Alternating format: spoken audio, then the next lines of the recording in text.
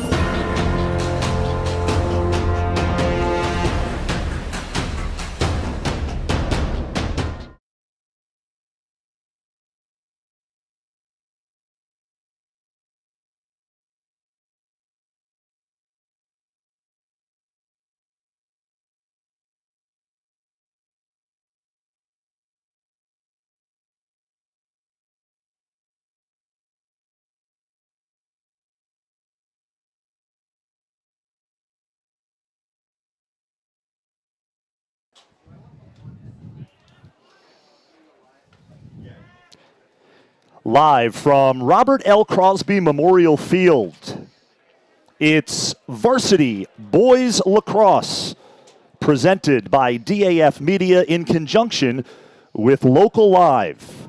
Tonight, it's the Darien Blue Wave against the Brunswick Bruins in a late-season non-conference matchup. Hi, everybody. I'm Damian Andrews. So glad you could be with us for this Varsity Boys Lacrosse broadcast presented by DAF Media in conjunction with Local Live. And the gentleman calling the action tonight, a voice very familiar to fans of Southwestern Connecticut sports, Rob Adams, and we'll just call him a lacrosse guru. Dan Arestia is with us as well, and he is a familiar face and voice and does a lot of writing, so you are familiar with Dan.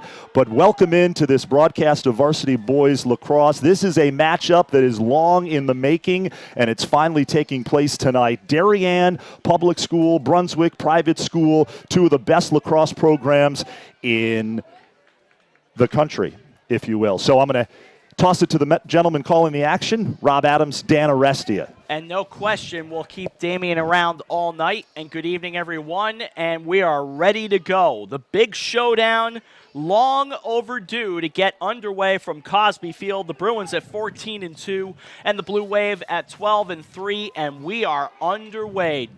It's Kobe Ginder for the face-off, and it's brought back into the Bruins zone. That'll be the Bruins in black and gold tonight. And Dan, it'll be the Blue Wave in the white and the blue, and away we go. Yeah, we see Darien controlling the opening faceoff here, and that's going to be a focus for them tonight. They're going to try and keep these possessions to as high of a number as they can. They are they're a team that struggled a little bit at the faceoff X against some of their primetime opponents this year. So you can no doubt, expect them to really value the ball tonight and try and make the most as they can out of every possession they get on the offensive end. For the Darien fan, I assure you, we've got you under control tonight. There are two Darien guys on this broadcast tonight, if not even three, as it's thrown right down out in front of the net, and it's taken back by the Bruins. The Bruins will control it with Christian Barnard, their outstanding goalie, to bring it out to midfield. Thrown across the line to Lucas Delgado. Brings it down the right side. Delgado will go to Coulter Mackesy. Mackesy, 24 goals on the year, and Jeffrey Matthews will set things up behind the goal. They'll bring it all the way around. Dan was with the Darien Times for a long time, and, well, you might have seen me around there a few times over the years as well. Dan and I, last time we worked together, it would have been with the HAN Network about 3 years ago, so we're pretty familiar with each other. Mackesy back behind the net. Starting for the Bruins, here comes Christian Ronda. Ronda back to, it goes to Mackesy. Mackesy setting. Brings it along to the near side, goes further out, 25 yards out, starting to work his way in. That is Cooper Moore. Cooper Moore feeding down low. Moore with Tyler Strube on him. But for Dan and I, these names so familiar. And you're seeing a lot of what we've seen Brunswick do this year. Is a great check there thrown by the Darien defender, but you see a lot of an initial dodge and a lot of off-ball action by the Brunswick offense. And Tommy Hellman will take that loose ball, Dan. Tommy Hellman, one of the captains for Jeff Braymeyer, and his assistant coaches, he will attend Air Force. We see a turnover here. We'll get a chance to see what kind of ride that Darien wants to set up in tonight. We've seen them in 10-man zone kind of looks. We've seen them in regular drop rides. We'll see what they go with here. It is an absolutely perfect night, by the way. 9:47 to go, first quarter. Temperature's not a problem. Wind, not a problem. Lights are on only because we'll need them as the night goes along. But temperatures in the 60s as we get things going here tonight. No score. 9.5 to go in the opening frame. For my friends from Brunswick, they are not used to seeing me in this window of all things tonight. Here come the Bruins along the hash marks to the near sideline. That is set up by the Bruins and Michael Gottlieb. Gottlieb will take it back 10 yards out. He's on the hash marks, brings it along. It goes along to Liam Fairback.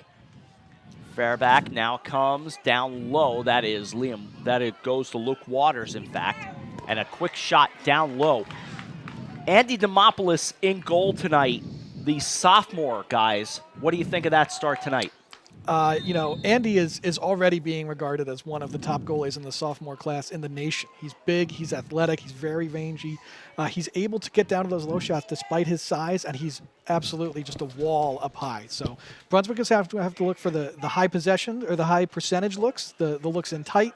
And if you're going to shoot with time and room, you need to change levels. You need to make him move to those low spots if you're going to beat him. Bruins stay on the attack. Here's Walters. Walters getting down low with a bouncer out in front, and that is controlled by Demopoulos, and he will feed it out to the near side. For the Blue Wave, they are 12-3. Bruce Ferguson will get it going. He will go to Colgate.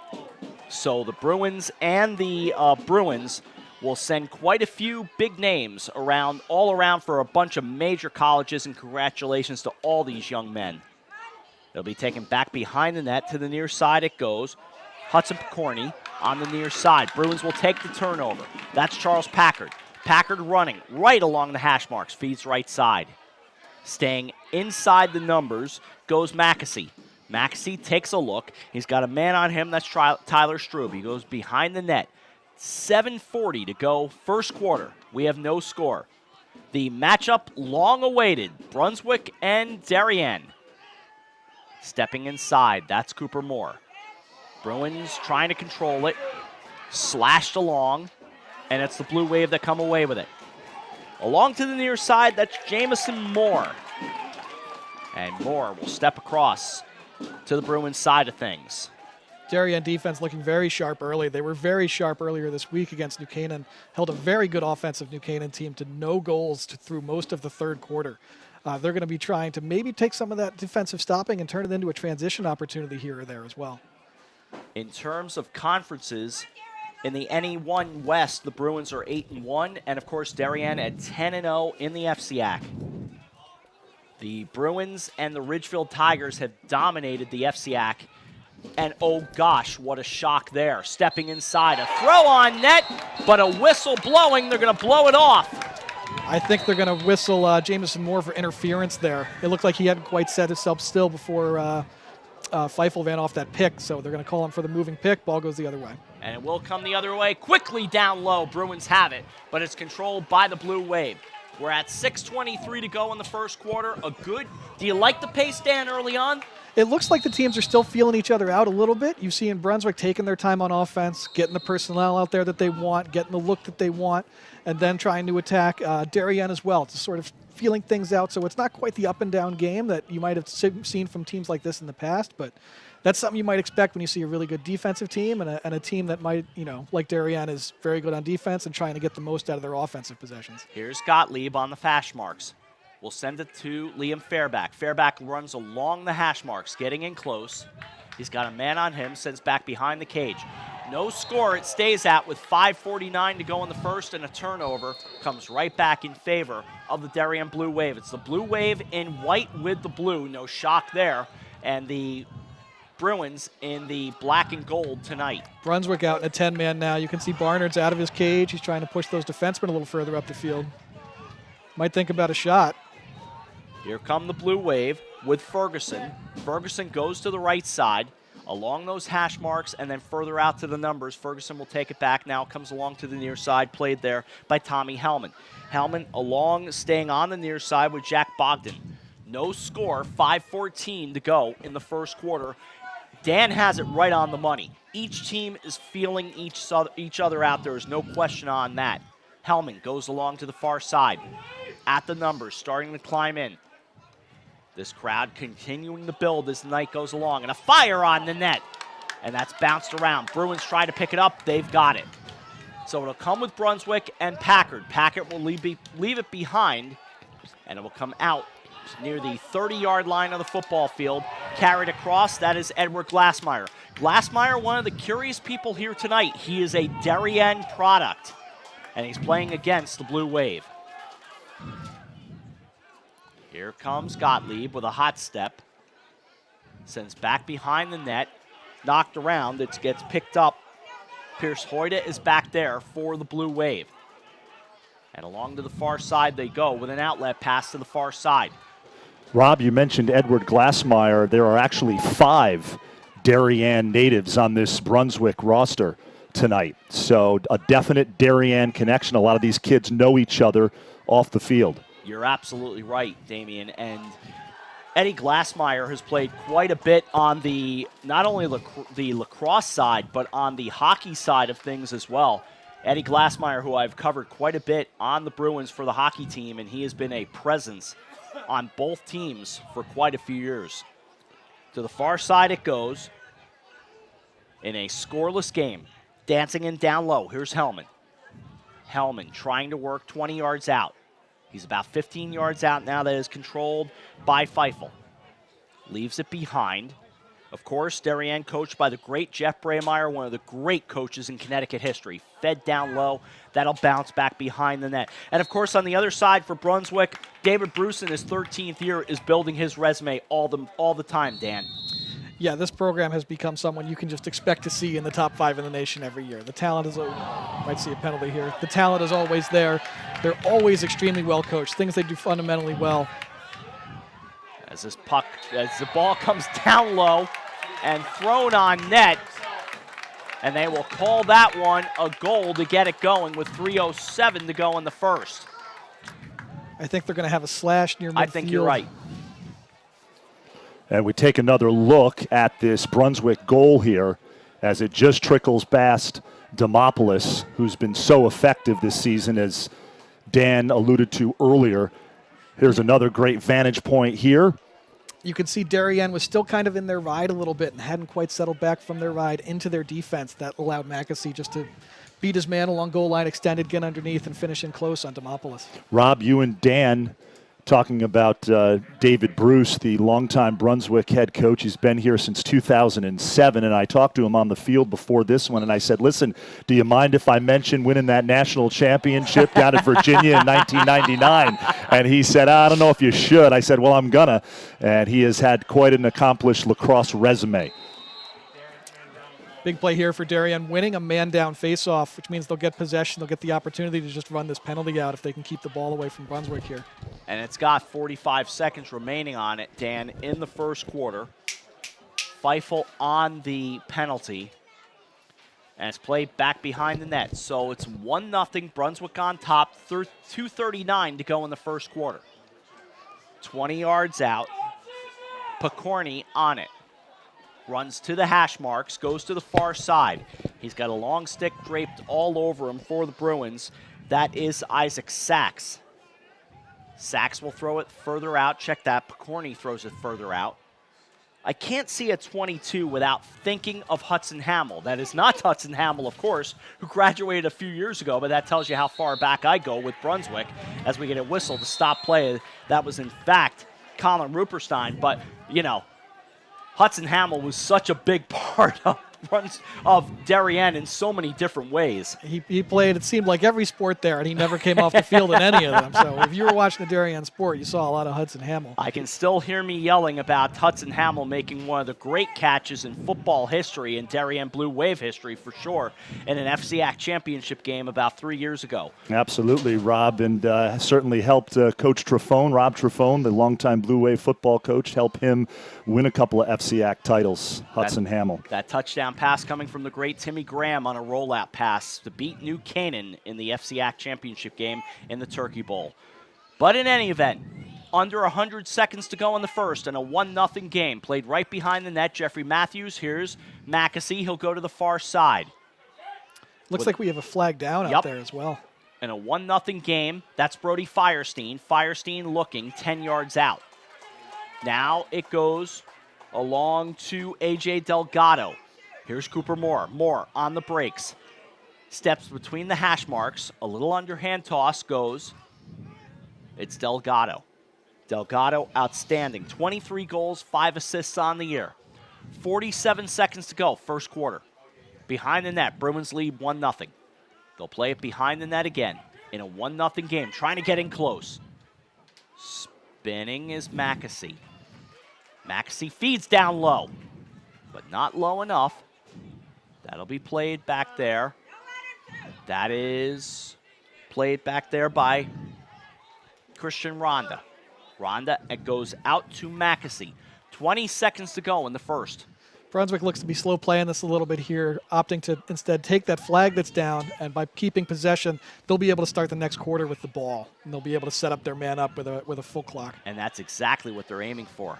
5 remaining in the first, down to 3, 2, and 1, and the quarter comes to an end. Wow.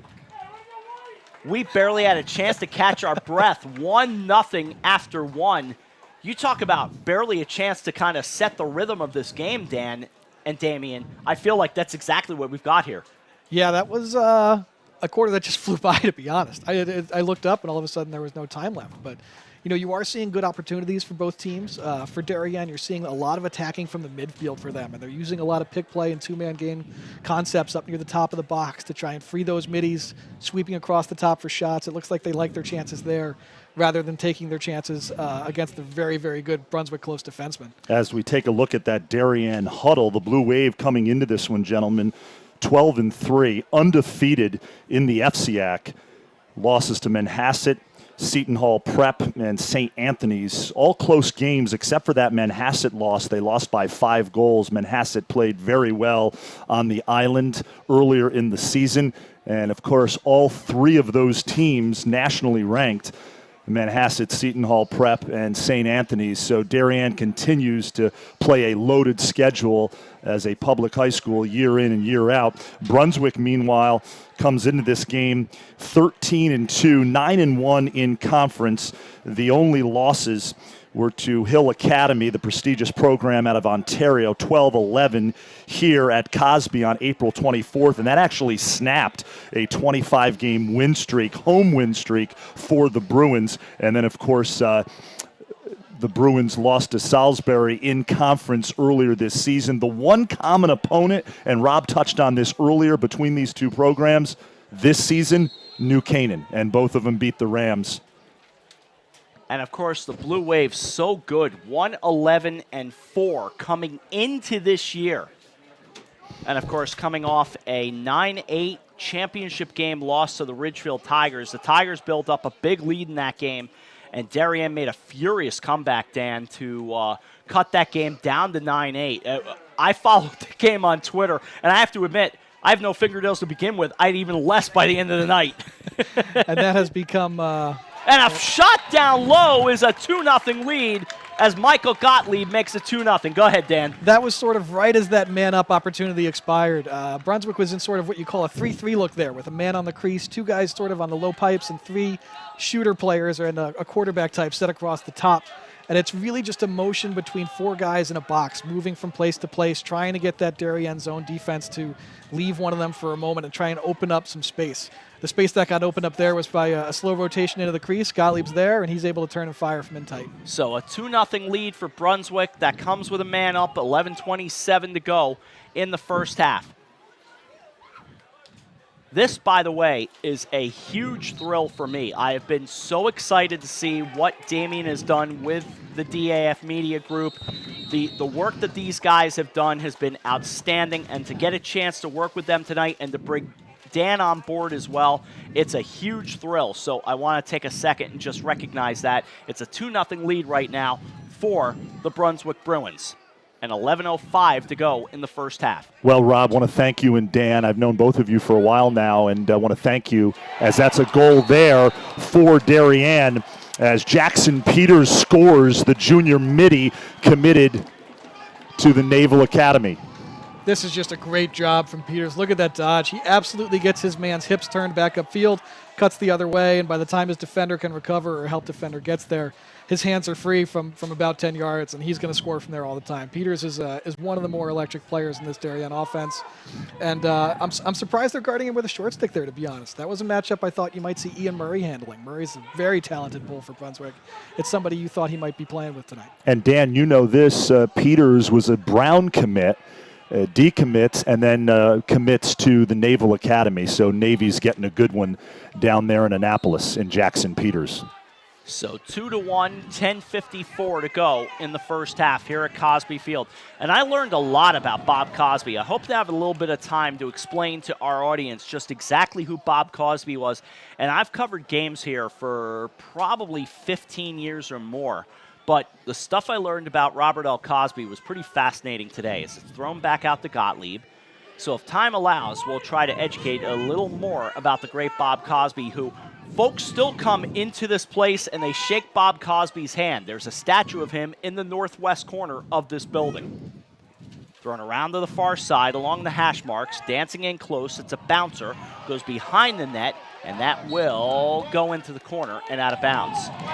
And they'll turn it back to white ball. That goes to Darien in a 2-1 game with 10-12 to go in the first half. Big effort there from Jack Bogdan to chase down that shot. He was neck and neck with a couple of Brunswick players and just barely beat them. That looked like just barely by a hair he was in front. That call could have gone either way.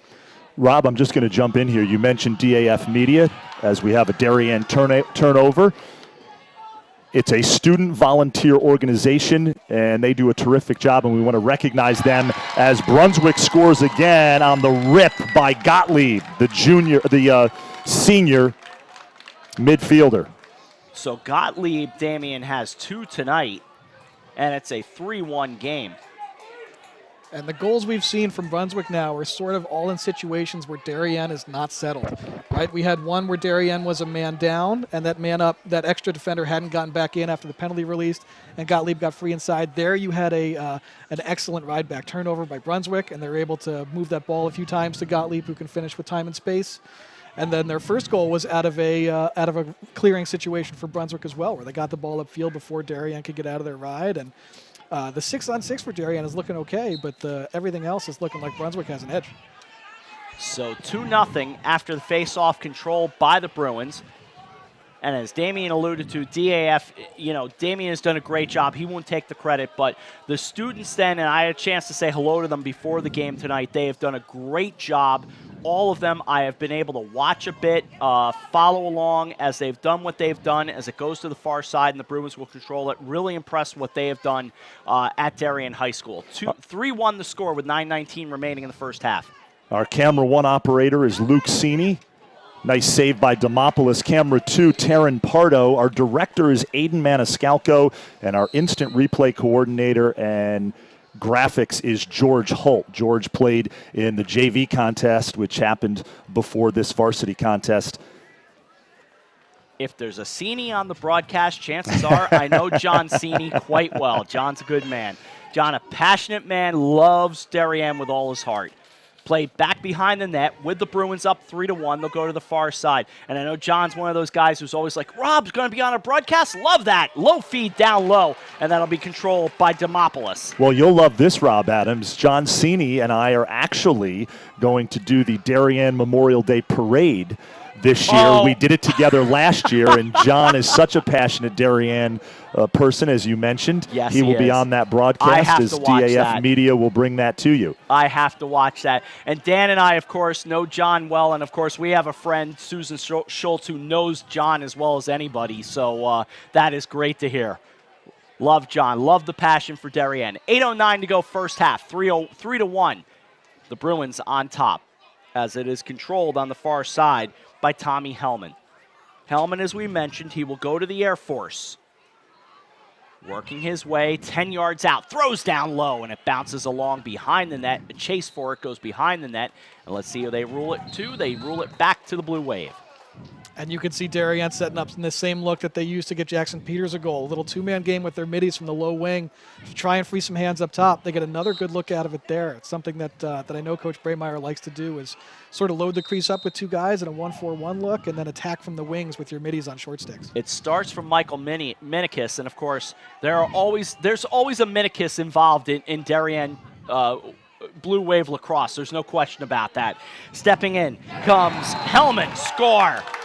And it's 3-2.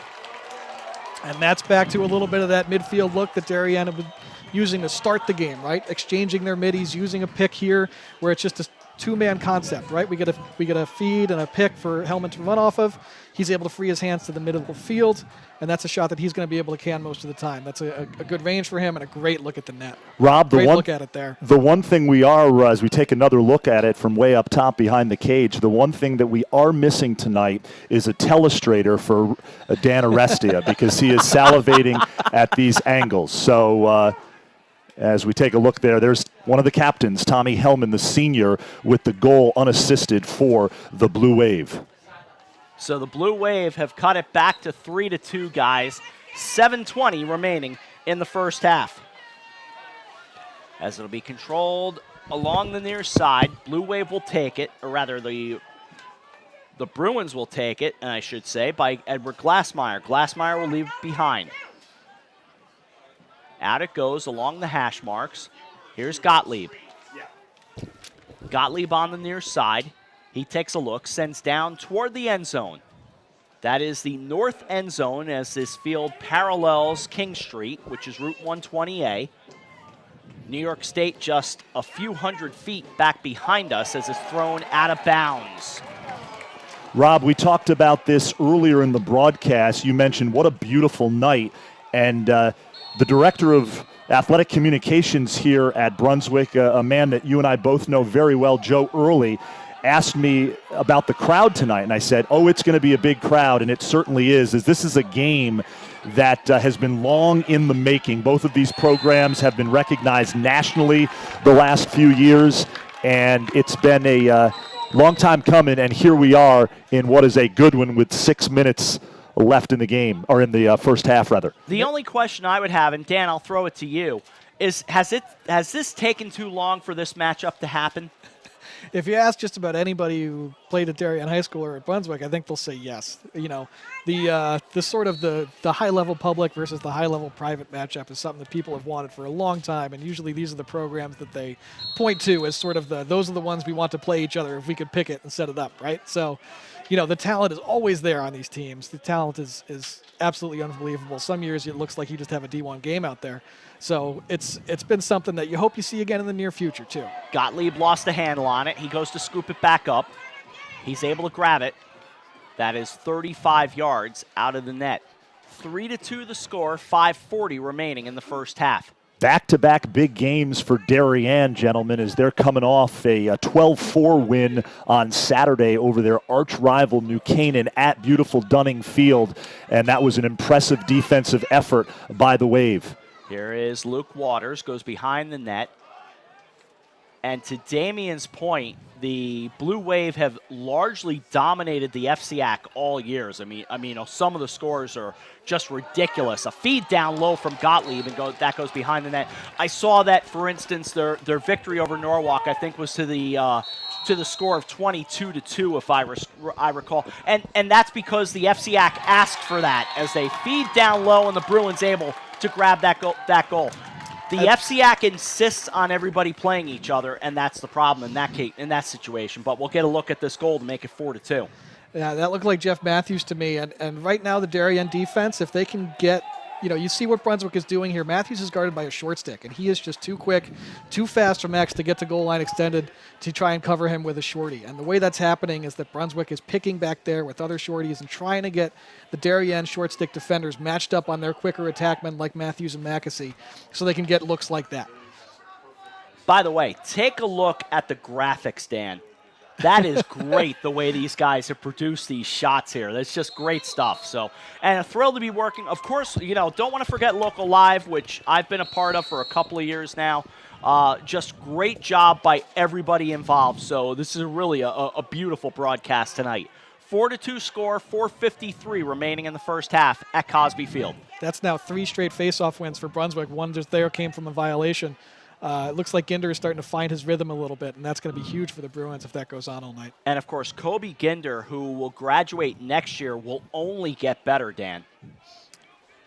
He'll get scary good into his senior year for sure, coming back. And, of course, his brother was just outstanding as it's thrown out of bounds. Yeah, his brother Jordan is at Duke now. He was one of the top face-off recruits in the country last year. Kobe is getting that kind of love by evaluators as well. And, yeah, he's going to be a weapon. Last year, Jordan was a guy who played make it, take it for this team. Kobe can be that good as well. And Jordan, of course, playing for Duke in the NCAA tournament, along with 4 other former Brunswick alums that graduated just last year.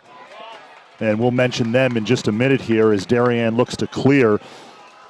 Patrick Birkinshaw, Xander Dixon, Ginder, Wilson Stevenson, and Jack Octon who's playing for Yale. All of them, 2 Virginia guys, 2 Duke guys, Dan, and a Yale guy still alive in the NCAA tournament. Yeah, Jack Oken sees a lot of time on the field for that Yale team, too. He's been impressive in his first year there. So it'll be controlled by the Blue Wave. They will start it with Tommy Hellman. I have a little bit of news about the baseball team here at Brunswick. I will relay that to you when time allows. But we have 3:35 remaining in the first half, and the Brunswick Bruins with a 4-2 lead on the Darien Blue Wave in front of a really big crowd here tonight. Dancing along is Picorni. He'll leave it behind. That'll go to Ruperstein. Brings it along. Now a shot coming down on net. Score! That is Jackson Peters to make it 4-3. And Darien hasn't been changing up too much of what they're doing because, frankly, it's working. Here's another of that same look, right?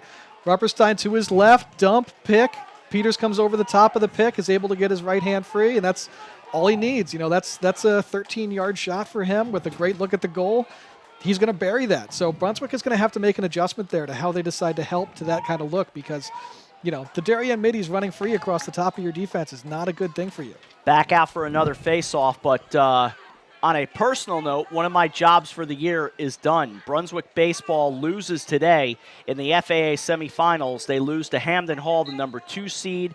The Bruins were the 3 seed. They lose 2-1 up at Hamden. So for the Bruins, their season has come to an end. So no FAA championship. They are the defending FAA champions. They will not be able to defend their title this Friday, as this will be thrown back behind the net and bounce out of bounds. Another quick face-off win there for Ginder, who's definitely starting to feel it a little bit at the face-off X. Darien's going to have to value possessions when they get them now. The Bruins had beaten St. Luke's yesterday 12-2 in 6 innings. So for Johnny Montañez and his baseball team, the season has come to a close.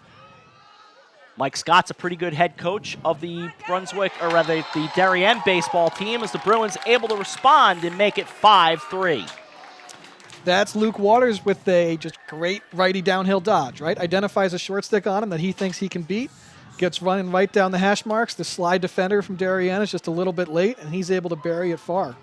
Demopoulos looks like maybe he felt like he could have saved that one, but that's a great shot. I don't think he has to be too hard on himself after that one. Demopoulos, Dan, as you know, coming off a big effort against the New Canaan Rams. 15 saves. It was a stellar defensive effort all around by Darien, and Andy was quoted in one of the local papers afterwards as saying, you know, we just communicated really well. I'm starting to talk between the pipes, and that was a big win over the Rams. Face-off trying to be controlled by the Bruins, but it'll be the Blue Wave to get it. And it'll start across. Here comes Matthew Freeman. Freeman down low, sends, and it bounces off to the near side. 2:28 to go in the first half. 5-3 Brunswick looking for a quick answer, score! And the Blue Wave respond with Bruce Ferguson. So just like that, Dan and Damien, 5-4. That is a great first save from Christian Barnard in tight on Freeman to get down and kick that one away. But Darien's quick to back it up. They're always trying to win the whistle, right? The ball goes out of bounds. They're trying to pick it up, tell the ref, I'm ready, let's play. Ref blows the whistle to start.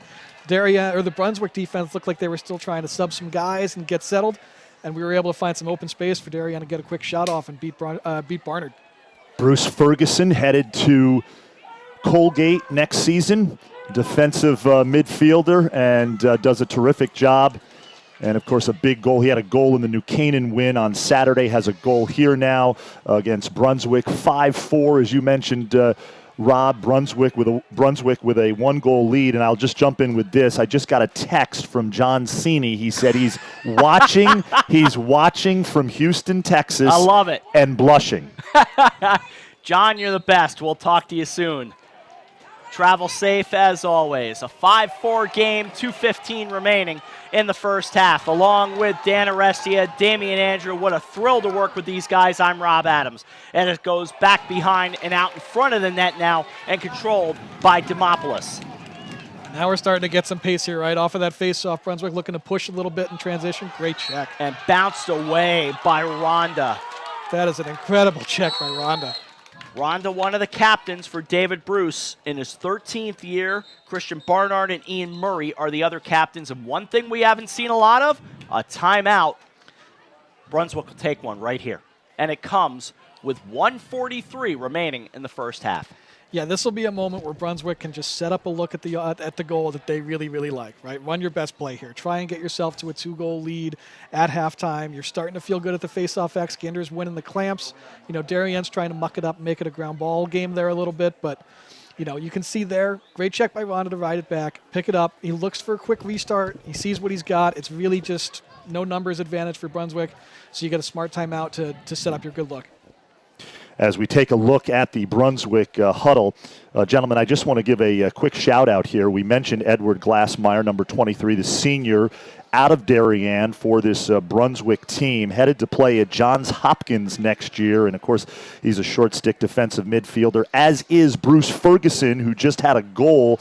Darien senior, number 42. He'll head to Colgate. Well, their fathers, Ward and Bruce, have been very involved in the creation of DAF Media. Certainly want to thank them. And Ward and his wife, Carol, are here tonight. Both of them and the extended Glassmeyer family have been very generous with their time and generous support of so many organizations in southwestern Connecticut, including DAF Media. So just want to thank them and give a shout out to them. Special night for both of those families, the Glassmeyers and the Fergusons, competing against each other here. Brunswick and Darien. The lights are on, Rob Adams, and it is just a gorgeous scene here in Greenwich, Connecticut on the beautiful campus of the Brunswick School. It is a great sight here tonight, Damien, and thank you very much as we go off the timeout with under 100 seconds to go in the first half of a 5-4 game.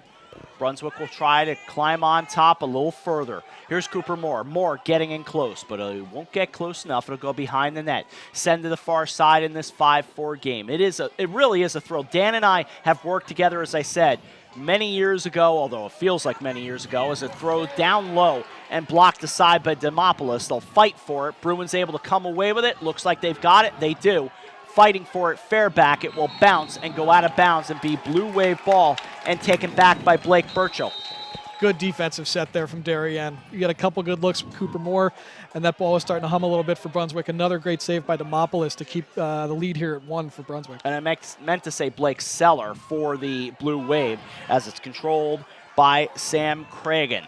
50 seconds remaining to go in the first half of a 5-4 game, and a whistle and a timeout for the great Jeff Braymeyer across the way. Jeff Braymeyer, of course, had a big goal this year as he achieved a pretty big milestone, Damien, and of course, Dan. He certainly did. Jeff Braymeyer with his 600th win this season as the only coach, Dan Aresti, as you well know, that the Darien program has ever known. 600 wins this year for Coach Braymeyer, or actually he reached that very significant plateau. Not a lot of coaches nationwide with those kind of numbers. When you think about the fact that if you were to have a perfect season in Connecticut high school lacrosse, I think it means 23-0. 23-0, you're right. I think it's 23 wins if you have a perfect season. Yes, if you win every game on the way and a state title. And he had, what, 3 of those? And I don't think he had that many of those. So that tells you, number one, just how many wins he's able to rack up every year and how long he's been doing it at that level.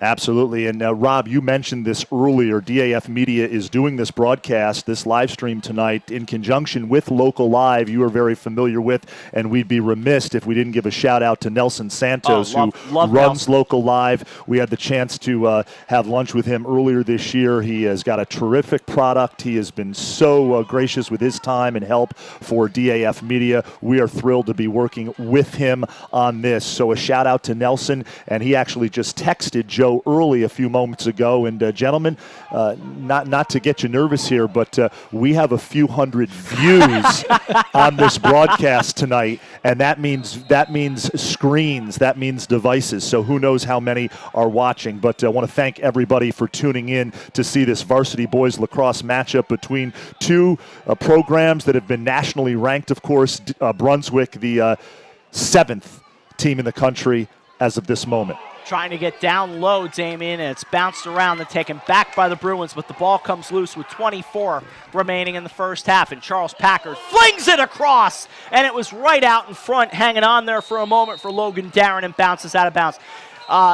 Nelson gave me one of the highest compliments you can give me. He gave me the call of, for the second year in a row, a world championship in hockey a week ago down in New Jersey. So obviously I'm thrilled to have done that, to call the World Selects Hockey Championship for the second year in a row. 2 world championships that I called down in New Jersey. By the way, Brunswick Tennis won the team title at the FAA Championship on Tuesday as Evan Lee won the singles crown, and Brunswick now awaits the seeding for the NEPSAC Class A tournament. The Bruins won the Class B title, of course, last year. Golf now 38-0 as the Bruins wrap up their season at the Challenge Cup at Silo Ridge today. So, a lot to talk about. Rob, we're going to step away for just a quick moment. We'll be right back with more live Varsity Boys Lacrosse.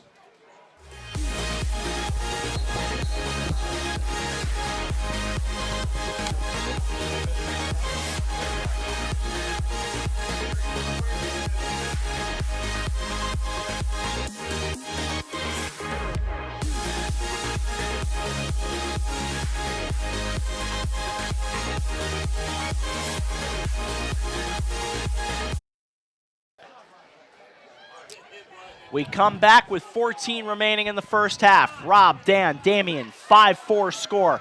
Darien trying to tie it. It's out in front. Barnard makes the save. Out in front. They fight for it again. Down to 4 remaining in the first half. Darien and Brunswick. They fight for it again. And a long throw down will secure the Brunswick lead to go to halftime. 5-4 will remain the halftime score, Dan. Darien got the look that they wanted there, right? They got, they got Feifel coming to his left across the top, and a look that's already scored them a few goals tonight. Barnett is up to the save, and then he's up to the rebound as well. Great play from him there to keep this lead where it is for Brunswick. They had shown a little short stick shutoff coming out of Darien's first time out there as well. That's something that Jeff's going to have to think about addressing at halftime, right? If they just outright shut those Darien middies off, how are you going to be able to get some offense going? Perfect segue. You bring up Henry Feifel. Another shout out. His grandfather, John, celebrating his 70th birthday today. So, John, I know you're going to watch this back. John is here. And actually, Trask Feifel, Henry's dad, is in the stands as well. So, just want to give a shout out to John. And we are going to step away for just a bit, collect ourselves, regroup, and we will be back with more live Varsity Boys Lacrosse presented by DAF Media in conjunction with Local Live. Darien, Brunswick, Bruins lead 5-4 at the break.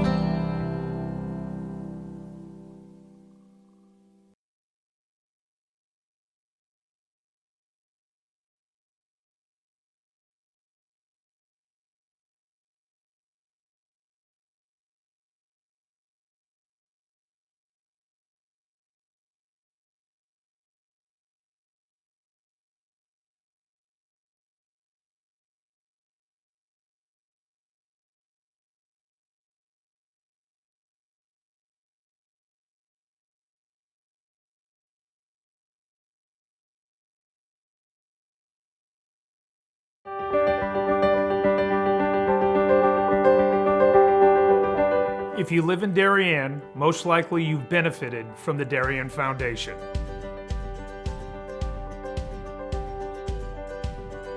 Since our founding in 1998, we've provided more than $4 million in grants to the Darien Emergency Services, public schools, and community organizations. My husband and I are so happy to be raising our 4 young children in Darien.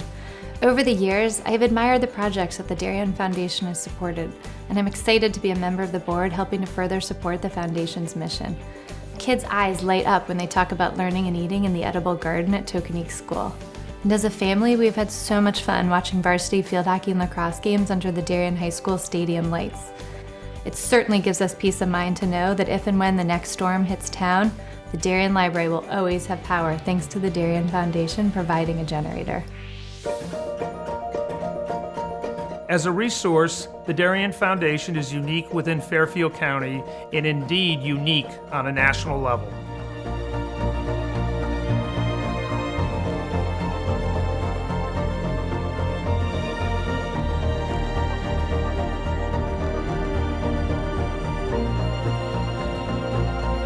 For 20 years, the Darien Foundation has been investing in Darien and offering our community organizations, emergency services, and schools a local resource to help them pursue innovation and excellence. Thank you for supporting the Darien Foundation. We are building a better Darien together.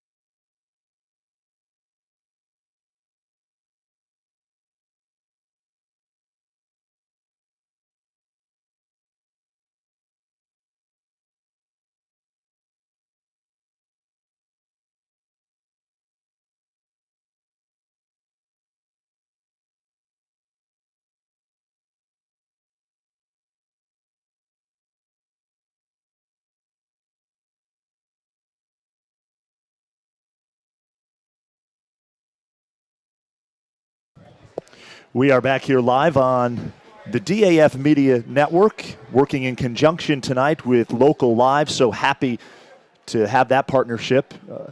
Less than about 2 minutes remaining in the half here. We're going to take a look back at some first half highlights, some of the goals, and Dan Arestia is with us. And Dan, you can comment on these. This was out of that broken ride for Darien. As you see, the ball there winds up with Mackenzie. He was just able to get under his man, and there's no help in place yet for the Darien defense.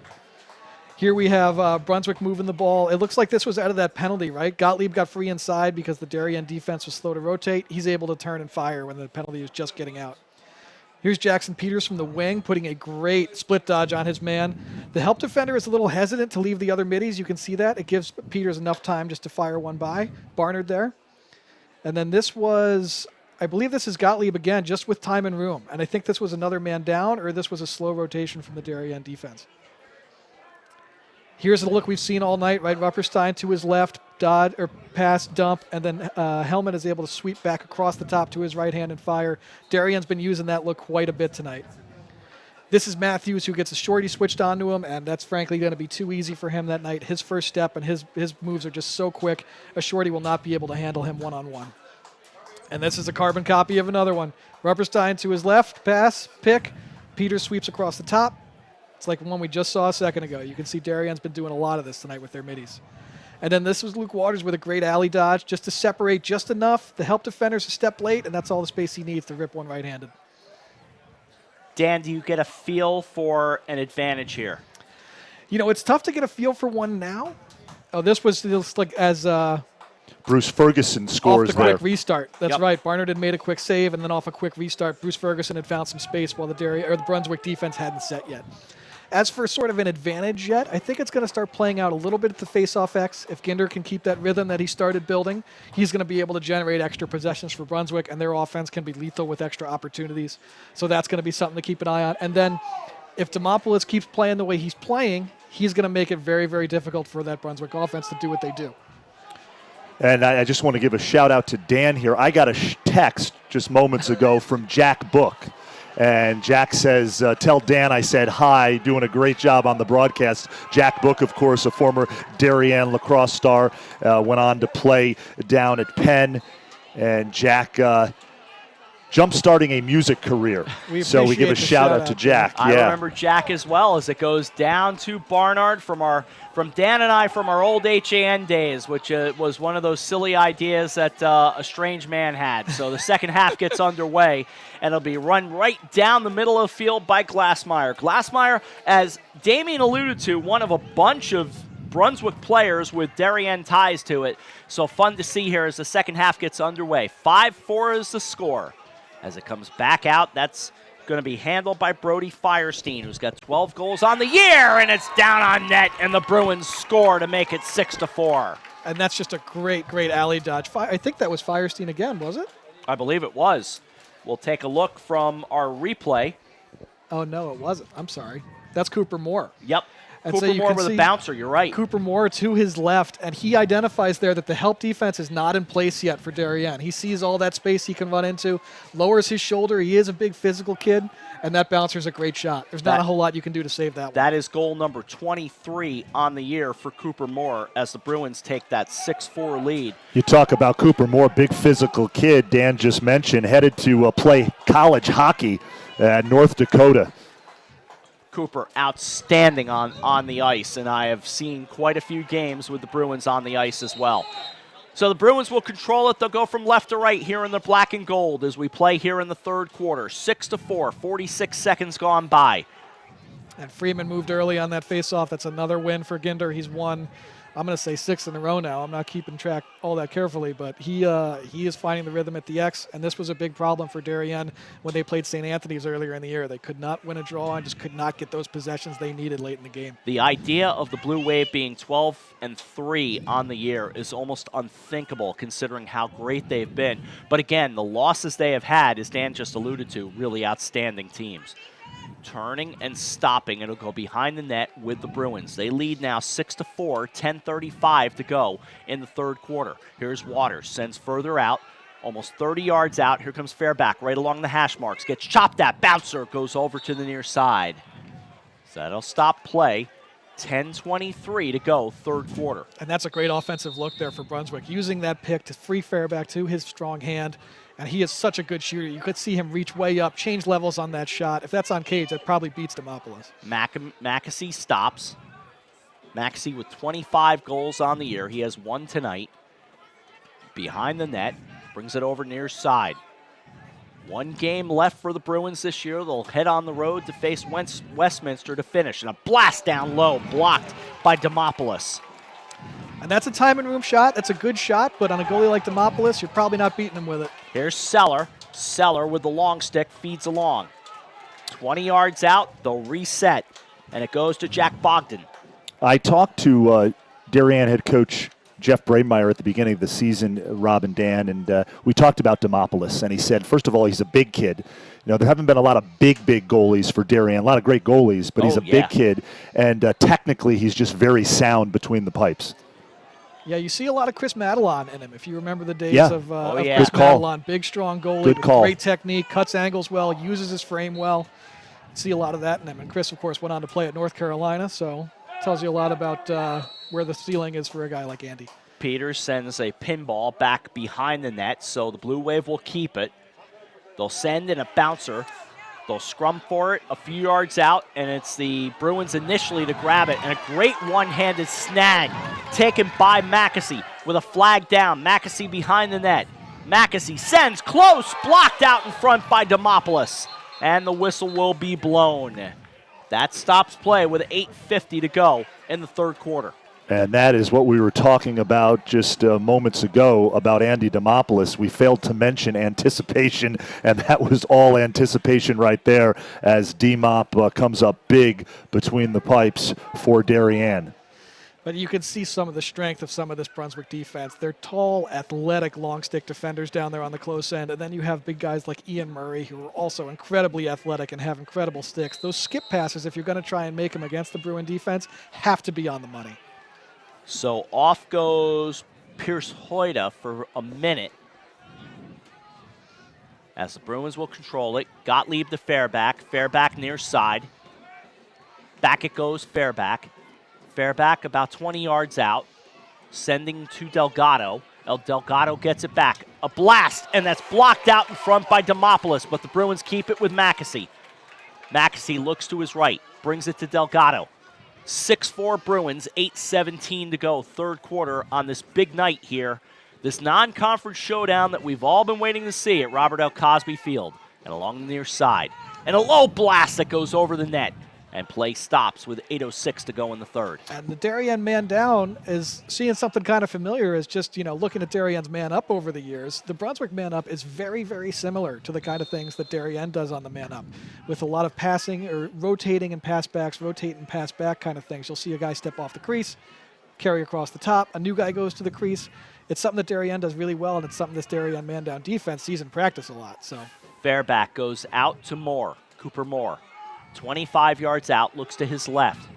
Brings it back, here's Fairback. Fairback dancing in close, and a bouncer goes back behind the net. By the way, this field and a flag goes down with 7:40 remaining in the first half. This stadium named after Bob Cosby. Do you know Bob Cosby has been gone 15 years, and I did not realize that. 2004, I actually found his obituary today in the Pittsburgh Tribune-Review. He is from that area. He was a remarkable man, and I didn't know him. I've been covering Brunswick athletics for a long time. There's a statue of him in which you shake his hand in the northwest corner, and I have shook that hand I don't know how many times. And by the way, you didn't just shake Bob Cosby's hand. You looked him in the eye every time. That was a sign of respect. He was a remarkable human being. Sent back out. Fairback, score! And there's that man-up look. Darien, if they're going to give Brunswick these man-up opportunities, Brunswick is just too talented on offense to not capitalize on them. Demopolis is great, but even he's not going to get a great chance to stop that one. That's a 10-yard shot with time and room to step into his strong hand. That's going to be buried 10 times out of 10. And you'll see just the rotating defender is either picked or just takes a little bit too long to get there. And that's all you need in lacrosse when you're a team like Brunswick. It's in a game like half this, a second. Dan, in a game like this that feels like it's got a certain rhythm, how big is a 3-goal lead now with 7:34 to go in the third? You know, a lot of that can be dictated by what happens at the face-off X here. If Brunswick plays make it, take it, 3 goals feels a lot bigger than it really is. But this is a sport where runs happen. This is, and Darien is good enough to put 3 goals together in just a few minutes. So, you know, they'll have to start getting it together at the X a little bit. This is one way to do it, is to scrap with Ginder. But, you know, those extra possessions that Ginder generates for Brunswick are going to start adding up, and it's going to start making the valuable possession time for Darien that much more valuable if they can't afford turnovers anymore if this is the way the game's going to go. Rob, I love that basketball analogy that Orestia just used, the make it and take it. Never heard that during a lacrosse broadcast. Absolutely love it, and he's absolutely right. Possession so key. Matthew Freeman across the way, taking those face-offs from Kobe Ginder as it goes back behind the net. 7-4, 6:55 to go third quarter. Brunswick trying to build a big lead here as they work it out. Down low, sliding down to a knee, and a whistle will stop it, and they will keep it right back with the Bruins. 6:47 to go in the third quarter. I don't have enough time to even get into Bob Cosby. I will when time allows, but wow, he is a remarkable guy, and that's what I learned coming into this broadcast for as many games as I've covered here. And a fire down low is pinball back out by Demopoulos. Great save by Demopoulos. That could have easily been a 4-goal Brunswick lead. And now Ferguson able to get it. Go ahead, Dan. Darien looking like they were going to try and push in transition, but the Brunswick ride, they're just too athletic down there. Firestein was able to swat it aside. That's just a little sweeping move, and it comes back down to Coulter Mackesy. Doesn't stay on the carpet very long if Ian Murray's nearby. Not at all. Both teams do play on turf. Carpet, the great reference made by Dan. Each team actually redid their turf over the past couple of years, including the Bruins only a few years ago, putting this new turf down just, I think, before either the 16 or 17 season, if my memory serves. 5:55 remaining, third quarter, 7-4, Brunswick on top. Here's Gottlieb, starting to dance along, gets in close, and a bouncer. That goes to the far side. That'll make it into the parking lot and not hit any cars, so that's a good thing. That hard rubber ball can certainly cause a little bit of trouble to the old vehicle. To the far side, 20 yards out in a 7-4 game. Brunswick on top, trying to feed, down low, out in front, and again, Demopoulos able to swat it aside as it goes behind the net. Back it goes to Mackesy. Mackesy will send up high. Working in close, Gottlieb. Gottlieb with 2 tonight. Getting close, a bouncer. Couldn't get a lot on that, and that bouncer goes over into the far side. We saw another good save there by Demopoulos that ended in a rebound. Darien needs to clean up those ground balls. They can't give Brunswick these extra opportunities. Eventually, the Bruins are going to cash in. 5:10 remaining, third quarter. It'll be brought over near side, Fairback. I have one more Bob Cosby fact that'll kind of sum up his life because I don't really have enough time to tell you everything about him tonight. And one time I will get the chance to talk a little further about him as it's sent 25 yards out. Bob Cosby, to sum it up, he is buried at Arlington National Cemetery. That says it all right there as it goes behind the net. Play stops with 4:43 to go in the third quarter. If you don't need much more to know about the man than that.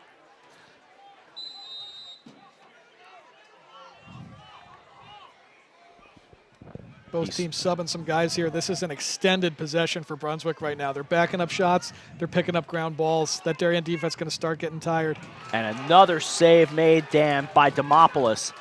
4:25 to go, third quarter, 7-4 the score. Brunswick up 3 here at the Cause on a Wednesday night. And we're glad you're along for the ride wherever you're watching. Local Live, DAF, wherever you may be. We are thrilled that you are here. Darien chasing. Here's Hellman. Hellman, 15 yards out, will chase a little further. He's got a man on him for the Bruins. That's one of the captains, Ian Murray. Goes to the far side. Stopping there, Hellman. Hellman playing keep away. Brings it along. Here's Peters. Peters with a couple.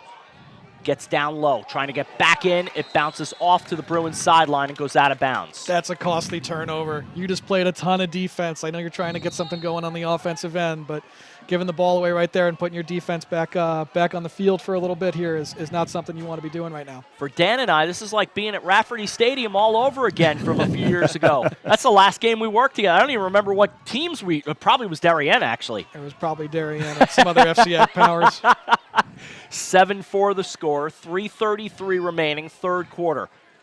And for Damien and I to share a microphone, this is like 10 years overdue as it goes back behind the net. Bruins will play it to the near side. Here's Mackesy. Mackesy feeds to Gottlieb. Michael Gottlieb. Bouncer, score!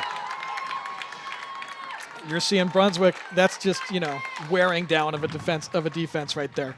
Gottlieb comes out of a box. He's fresh. He's coming downfield.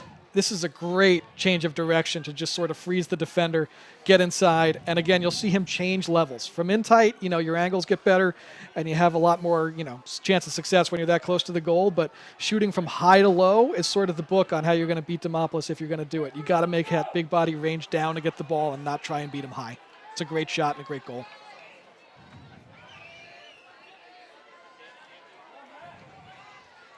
So the Blue Wave now have scored 4 of the last 5 and taken 8-4 lead.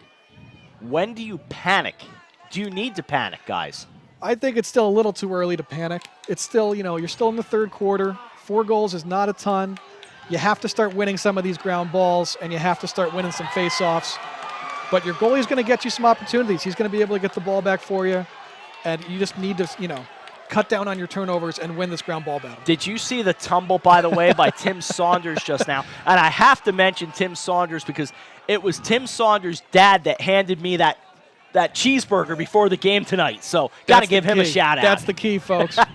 Bring food to the booth, and we'll say your name on the air. We'll remember that. Mr. Saunders taking good care of me over the years.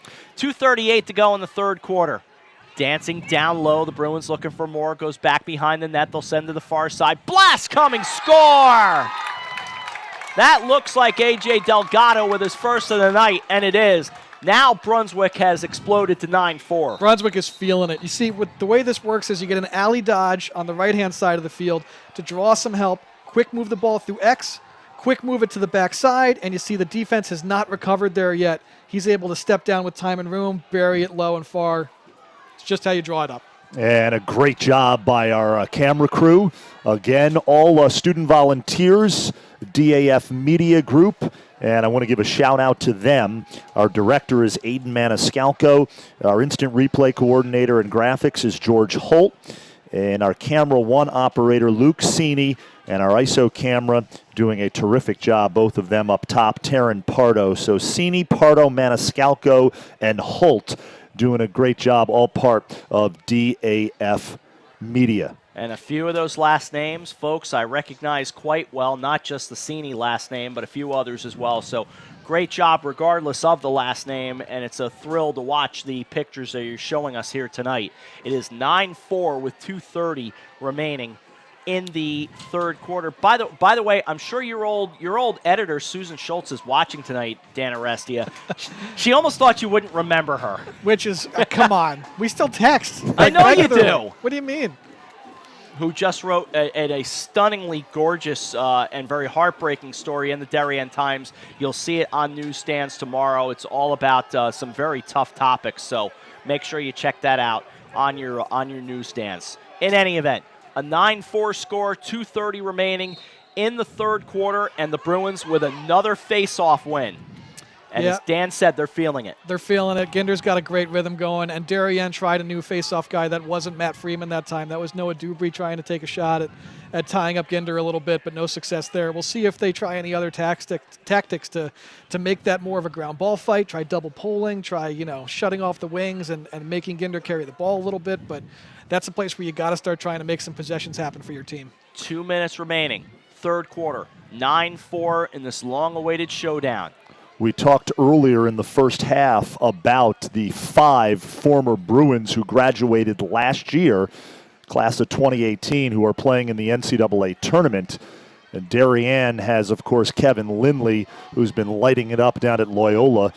as he is also involved in the NCAA tournament with the Greyhounds. Selfishly, it makes me so happy to hear those names because I covered all these guys at one time or another. So glad to hear they're all doing so well as the Bruins keep the pressure on. We're under a minute and a half remaining in the third quarter in a 9-4 game.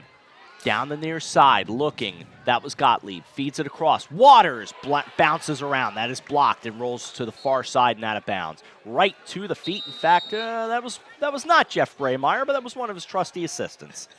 Nice save from Demopoulos there to range across the crease, move across his arc, and then get down low for that shot. There's a lot of technique involved in that. He makes it look kind of easy, but that was not an easy save. 60 seconds remaining in the third quarter of a 9-4 game. Bruins getting down low. That bounces back behind the net. It'll be controlled by the Bruins. Here's Gottlieb. Gottlieb on the near side, guarded by Hellman. Gets down again, bounces around, controlled by Demopoulos, who keeps them in this game with an outlet going to Hellman. Here comes Hellman from right to left in the white with the blue. They throw in a little black just to make it all look nice. 33 seconds remaining in the third quarter. Do not doubt the Darien blue wave as they throw it to the far side, and a blast that goes pinballing back out. Controlled initially by, looked like Glassmeyer, as it's controlled by Hellman again.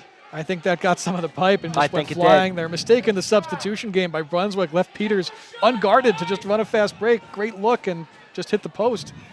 The Darien fans getting a little anxious. Here's Hellman. Leaves it behind. Down to 5 remaining third quarter. That's a bouncer controlled by the Bruins. That is going all the way down, and the third quarter will come to an end. 9-4 after 3. You talk about... We've talked a lot about Andy Demopoulos. Obviously, Brunswick has one of the top goalies in the country in Barnard, and which will make it difficult as this game progresses with him between the pipes. But boy, oh boy, I bring up Demopoulos. 9-4. This could easily be a 12-4 game right now, Dan Arestia. The sophomore goalie has come up big a number of times in this one. Yeah, he's making Brunswick fight for those shots that are, 12 yards, 10 yards, and closer. If you take something farther out than that, even if it's low, even if you change levels, he's going to make a save on it. So he's making you really work for those high percentage shots to try and get something by him. We talked about David Bruce, the longtime Brunswick head coach. He's in that huddle somewhere. Actually, he's standing outside of that huddle. And David Bruce, we mentioned he's been there since 2007, has a terrific record here at Brunswick, was 156-51 heading into this season, and the schedule that he puts together year in and year out, and Dan can speak to this more, is just loaded. Some of the top private schools in the country. He, of course, as a player, won an NCAA championship at Virginia in 1999, graduated from Virginia, from UVA in 2000, and, of course, played his prep school lacrosse at Westminster School up in Simsbury, Connecticut. So a Connecticut guy has roots in Connecticut. Which is where the Bruins will play on Saturday, in fact, Damien. No doubt. And jump right in there, Rob. Yeah, he is a Connecticut guy and has done a terrific job with that program. Yeah, the Brunswick schedule, they have 2 losses. They're ranked number 7 in the country, and their 2 losses are to teams that are ranked above them in Hill Academy and Salisbury, who are both, in the top 5. And those are close games and games that Brunswick is in. This team puts together an unbelievable schedule every year and is always near in that top 10 in the country. I got ahead of myself. In fact, they're playing at Berkshire on Saturday at 2:30. I thought they were still at Westminster to finish the season. By the way, these 2 teams, 26-5. That is an 84% winning percentage. Those 5 losses for Darien, we alluded to this earlier as we start the fourth quarter, a loss to number 5 St. Anthony's, number 9 Manhasset, number 20 Seton Hall Prep. For the Bruins, the number 7 team, they've lost to Salisbury, who's the number 2 team, and a loss to number 3 Hill Academy. So all 5 to nationally ranked programs. Dan, that's pretty good. That is pretty good. Yeah, these programs, it doesn't just happen for like a year or 2 at a time for them. Every year, they're right there in that national mix. And, they get to try and play these schedules that are incredibly difficult. Brunswick's is unbelievable. And it's great for the fans in the area because you get to see this incredibly high-level lacrosse at the high school level that looks like it's being played at the college level, and you get to see it on a regular basis. And as someone who has called a couple of FCAC and state championships in Connecticut and a whole lot of Brunswick lacrosse, I hope this is the start of something really special. To work with you guys every year would be a big blast, as this is blasted back behind the net. Perfect segue, and we stay right there at 9-4 with 10:45 to go. Yeah, it's a lot of fun. You can see the crowd here is enormous. People love this, this top private school, top public school matchup. This is the kind of thing that the state's been clamoring for a long time, and you just hope the schedules keep working out. Swatted around, and the Blue Wave will take it away.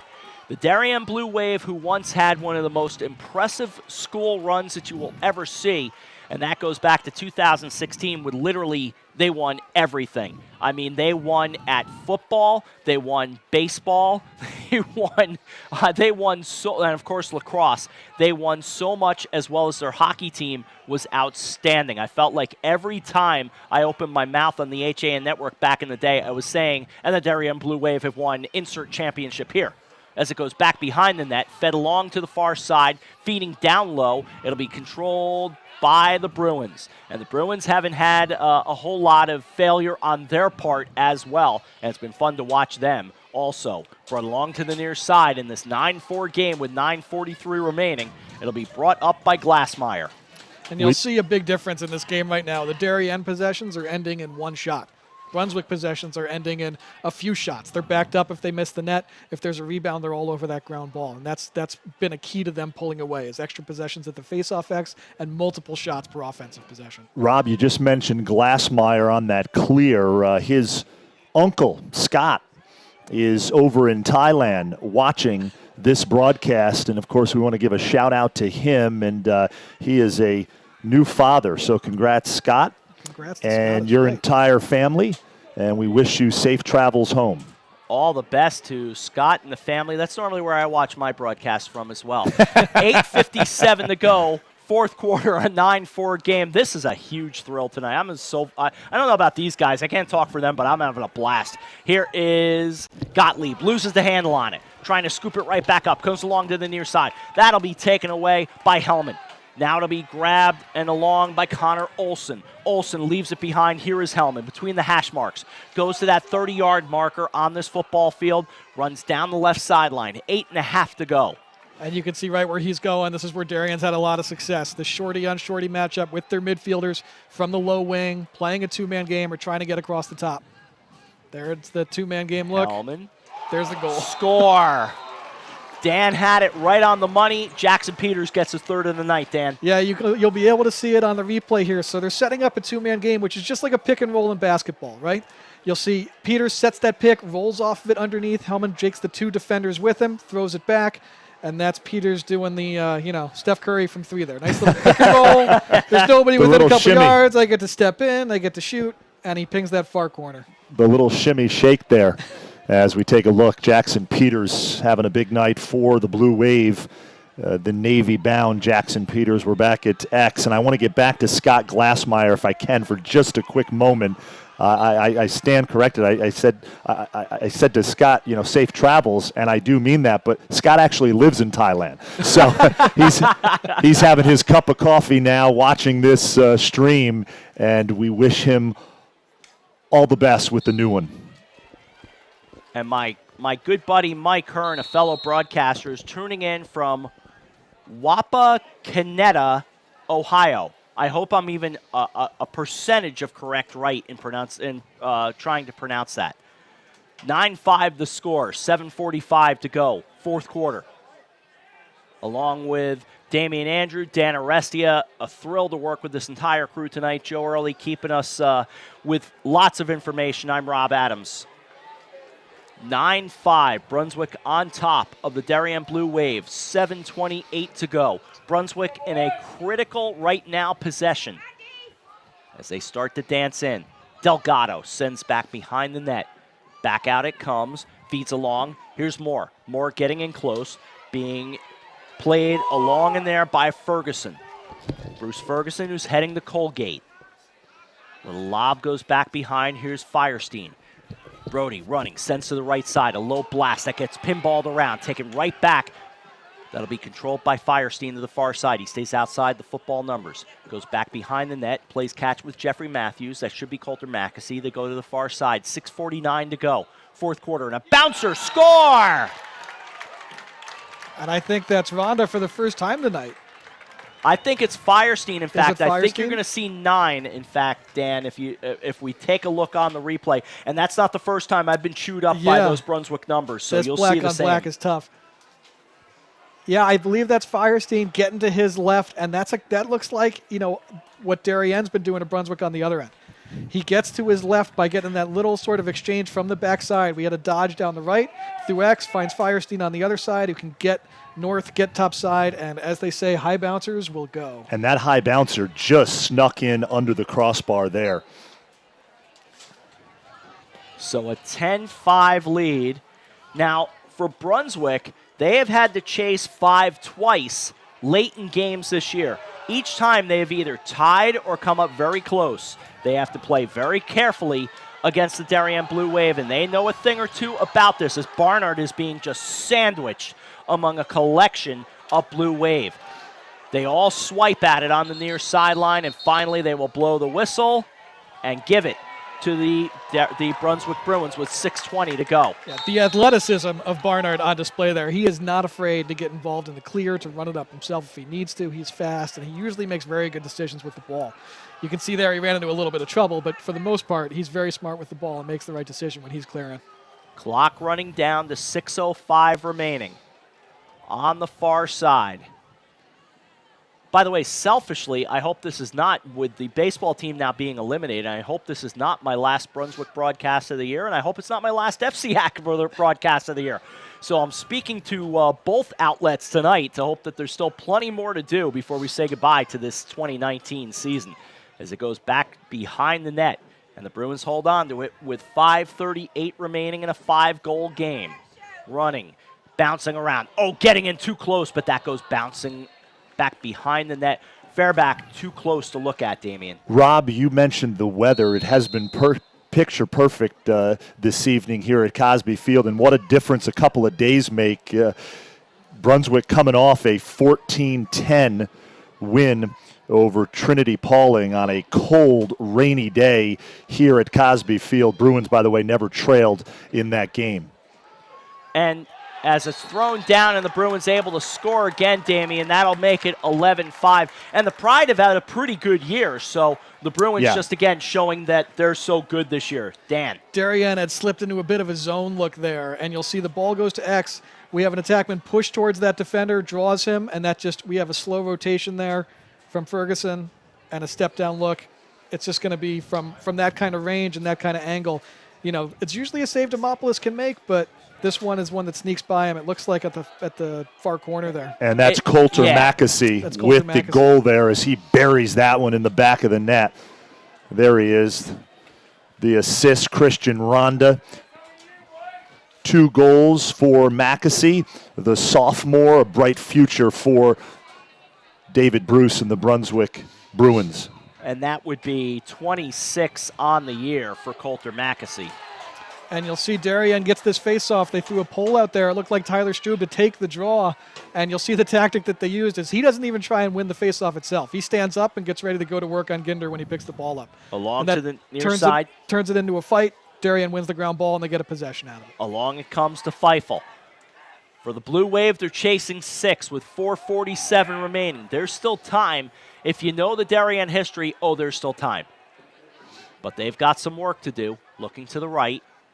Feifel gets close. And he gets it home. And there you go. It's 11-6 with 4:35 to go. That's a great individual effort from Feifel. You can see Peters on the right there is getting shut off. They're not doing anything to guard him, so they're just leaving their shorty on an island here, daring Feifel to beat them, and he gets to his left and does. That's a great shot to the low far corner there. It's how you beat a goalie who's as good as Barnard, is you change levels and you go to the low far corner. That's a great shot, great finish. We mentioned Cooper Moore earlier in our broadcast, playing college hockey. What a big physical kid he is. Henry Feifel, he scores goals in the spring for Darien as an attackman, but he is one of the best public school hockey goalies in New England.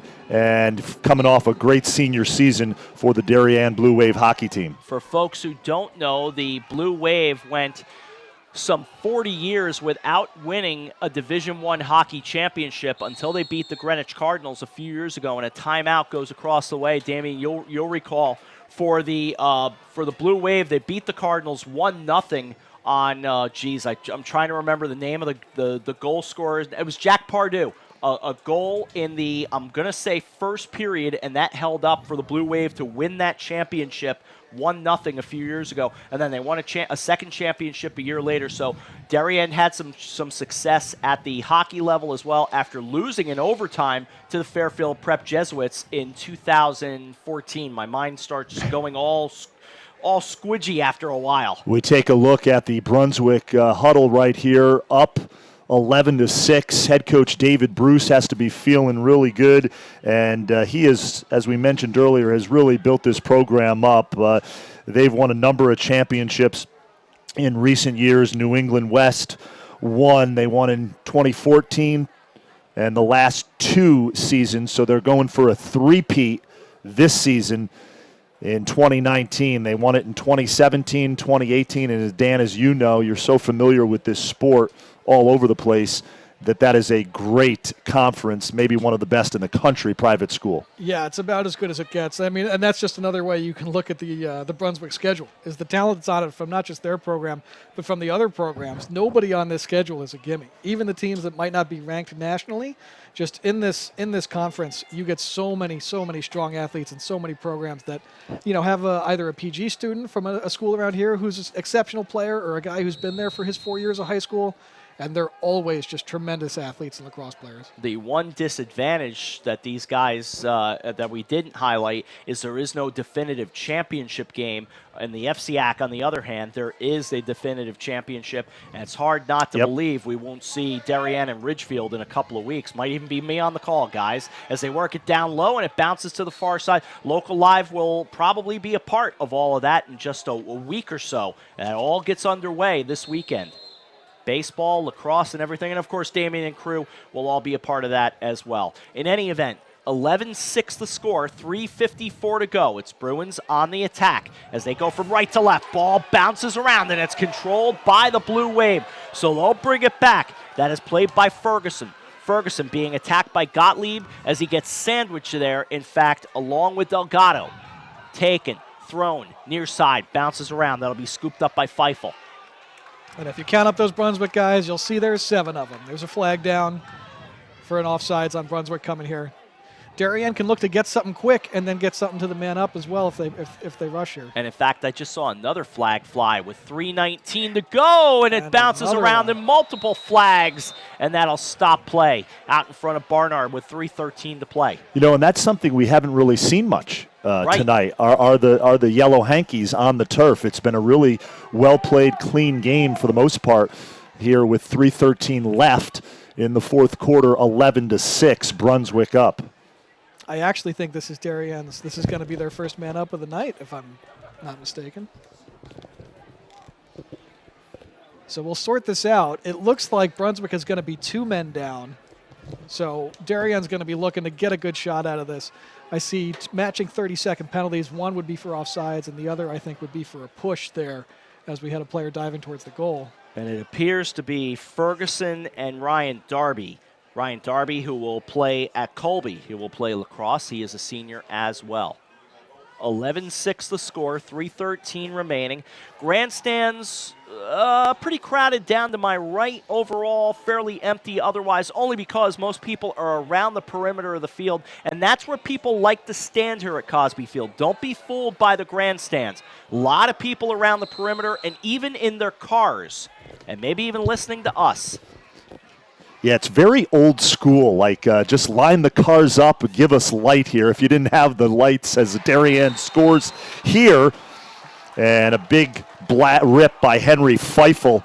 I believe that is back-to-back goals for Feifel as the left-hander scores, and we'll take another look, Dan Arestia. Yeah, out of this man-up look. You'll see the skip pass here. I think that's Michael Minnick is stepping off the crease there, and he just gets a little bit in the way of the guy who's rotating to try and get to Feifel. And doing that makes a little bit of space for him. and you'll see he has enough room there to bury that low far corner. And Darien's going to have a chance now. If they can get this faceoff win, you'll see they're sending Tyler Strube out there again. They've got to try and harass Ginder a little bit, make this a ground ball fight, and try and come up with something here if they're going to get back in late. Henry Feifel, pretty quiet in the first half, gentlemen, but he has shown up here in the second half with some big goals. Damien makes a great point, though, and not that you need to do it here, the lights all work, but it's that old school, everybody parked along the far side of the field. If you turn on the lights, it would light up the field. So that is kind of the way you can do it here. With 2:53 to go, it's a 4-goal game on the far side. It is controlled by the Bruins. They have controlled most of the face-offs tonight. It's very reminiscent. I was trying to think what movie I'm trying to conjure up. Invincible, the Vince Papale story where they talk about the cars lined up on a dirt field and giving the players light to play pickup football. As the net empty and the play stops to turn it over. So it will come back with the Blue Wave, chasing with 2:24 to go, and a flag will fly right out in their midfield, and play stops. They got Cooper Moore for a ward, and it looks like they're going to get Christian Vonda here for a slash. And this is going to get Darien another man-up opportunity. And if you're Brunswick, giving them these opportunities is dangerous. You're giving a team that's got a lot of offensive firepower, a lot of guys who could shoot man-up opportunities. You want to be protecting this lead right now. You could see on that last Darien defensive possession, Demopoulos stepped out to guard a Brunswick player, so Darien could send 2 long stick defenders to the ball, try and force a turnover. They managed to, and then Vonda committed the slash in the ride. So those are the kind of mistakes you don't want to see right now, but Brunswick defense will have to hold tight. 2:21 remaining, 11-7. Brunswick up 4. Darien scores here. Oh, it starts getting interesting. And a shot down low, and that is controlled right into the net of Barnard, who will get it out to the near side. That's a big stop for Christian Barnard with 2:04 remaining. Controlled by Charles Packard, feeds it ahead. And Barnard not afraid to run with the ball. Gets it ahead, bounces around. But that is controlled by the Bruins. It's Coulter Mackesy. Mackesy from right to left. And he'll go to the far side. Thought for a moment play might stop as we keep an eye on the timeouts. 1:44 remaining, 11-7 the score. It has been a fun game. A bouncer out in front, and that is controlled by Demopoulos. Demopoulos with an outlet gets it to Hellman. Hellman running with it right along the hash marks. Hellman feeds left, flag flies, score! Still life. Picorni makes it 11-8 with 90 seconds to go. That started all the way at the other end of the field with Mackesy splitting a double team and then taking a shot that Demopoulos saved. He starts that clear to Hellman. Hellman moves it into the fast break. You get a great skip pass across there for what we would call a crease crank. Shoot as hard as you can from about 2 yards away and just put it in the net. Something to keep an eye on. It looked like Hellman maybe came up a little lame there. He's limping off the field and over on the sideline, getting a little bit of attention now, but we'll see how Darien handles this face-off. Again, we have Tyler Strube out there to try and make a mess of it, see if he can mix this ground ball up a little bit. And if Darien can come up with another possession, they're going to be on man up again. Darien has scored the last 3 in a row to make it 11-8, guys, with 91 seconds remaining in the fourth quarter.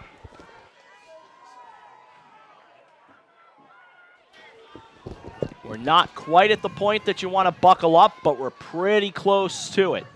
Let's see what happens. Big face off here. It was Ginder and Strube, and it's the Blue Wave with it. Fed across, low shot, score! We've got a game. It's 11-9 with 1:21 remaining. I don't know how that got in. It looked like it bounced off somebody. I was just saying the same thing. I think it may have bounced off somebody. We're going to take another look at it right here on our instant replay. You get a skip pass through here to Minikis, and I think that hits a defender's stick. It does hit a defender's stick. Barnard had tracked that original shot. You could see him stepping up high where he thought that shot was going, but it catches the defender's stick, and Darien gets a lucky bounce here. He's unable to readjust and get his stick in front of that. One thing to keep in mind, I noticed a good 3 seconds ran off the clock before they stopped it. And in fact, the Darien parent was glaring at me in the eye because folks think we always control those things. Well, we talked about Darien's ability to come back, and I think what you were alluding to, Rob, when you brought that up, was that Ridgefield game in the state finals a year ago. Ridgefield went into a slowdown, 9-3, and Darien comes all the way back. They end up losing 9-8, but what a run they made late in the last 4 minutes of that game. That was an incredible game, and it was an incredible case for the shot clock to be installed in high school lacrosse. I agree with you, Dan. They put 5 seconds back on the clock, 1:23 off the face-off, but it's Brunswick to control it. Here's Tim Saunders on the hash marks. Goes to his left over to Christian Ronda. That's a great just designed play from Brunswick out of that face-off there. Ginder wins it backwards, and he released that pole straight from the top of the box, was able to get it, hit a guy subbing onto the field, and it's quick clear. Under 1 to go, and it is turned over. I'm not going to lie. As someone who loves drama, you want 11-10 because you want to bite your fingernails right down to the cuticles. This is awesome. That's a great double team from Darien. And here come the Blue Wave, Dan. They'll get it close. 44 seconds remaining, 11-9. Feeding right. They'll go back up. That ball bounces around, but it's controlled by Peters. Peters waiting, firing. That's bounced around as well. 32 seconds to go. Go ahead, David. That bounced into the woods on the far side of the field over the parked cars. That was impressive there as that went way up into the air.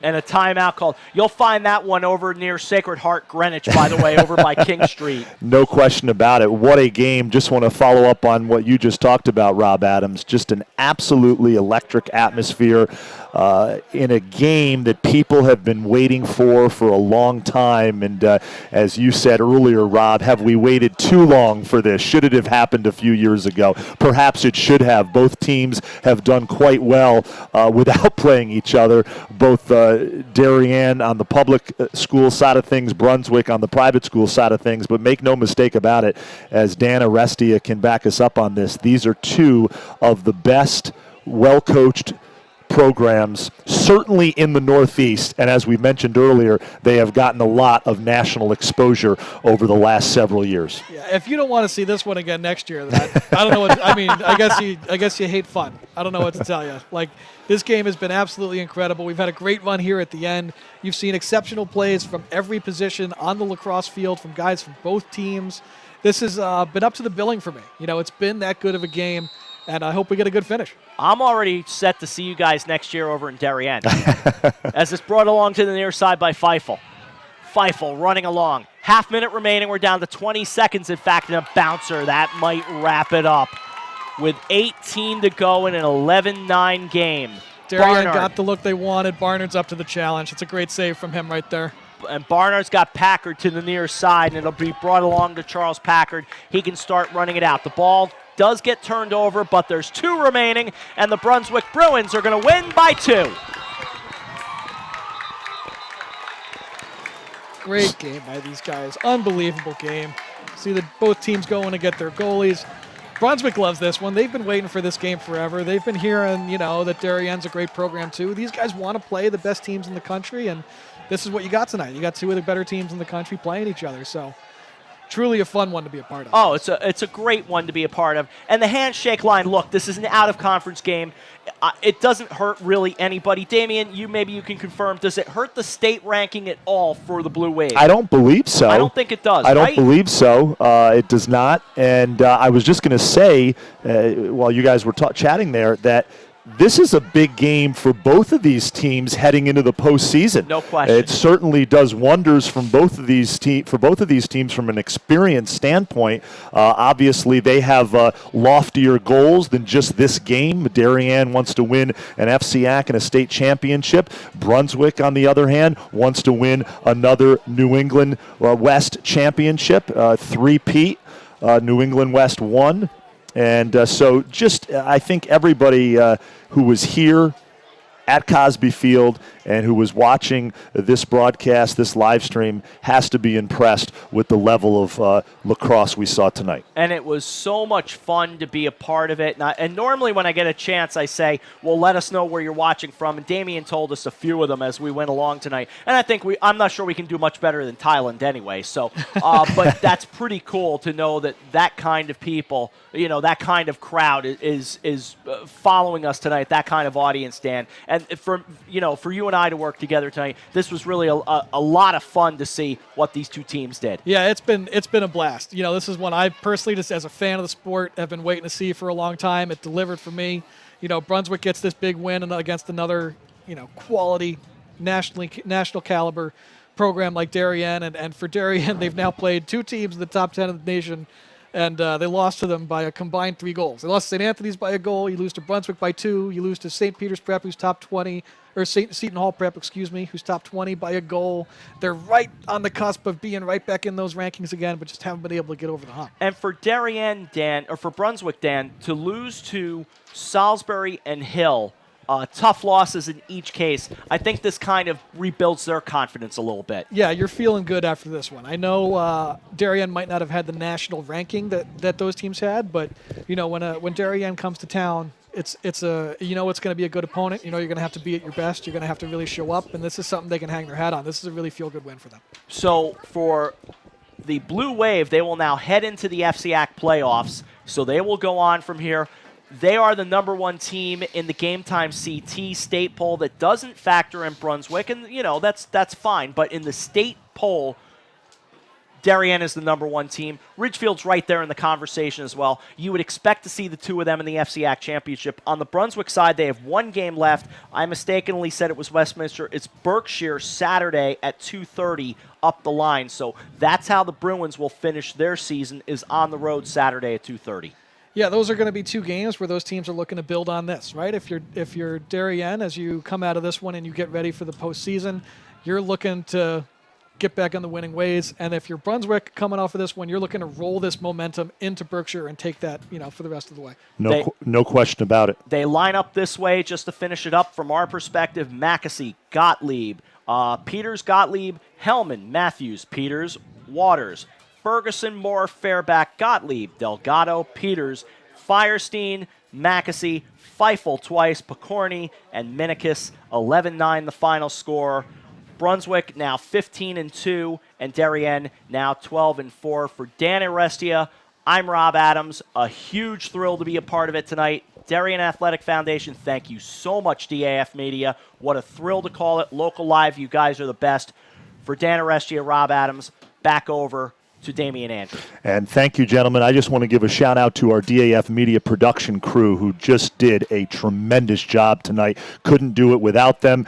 Glad that they're with DAF Media. All student volunteers, our director, Aiden Maniscalco, our instant replay coordinator and graphics, George Holt. Up top, camera 1, Luke Cini, and our ISO camera 2, Taryn Pardo, did a tremendous job tonight bringing you all the sights and sounds of this one, and what a game we were treated to tonight. So for our entire DAF Media production crew, for Rob Adams, Dan Arestia, I am Damien Andrew, and before we sign off, I want to give a big shout out and thank you to Joe Early, the Director of Communications here at the Brunswick School, his entire staff. Thanks for their hospitality making this happen.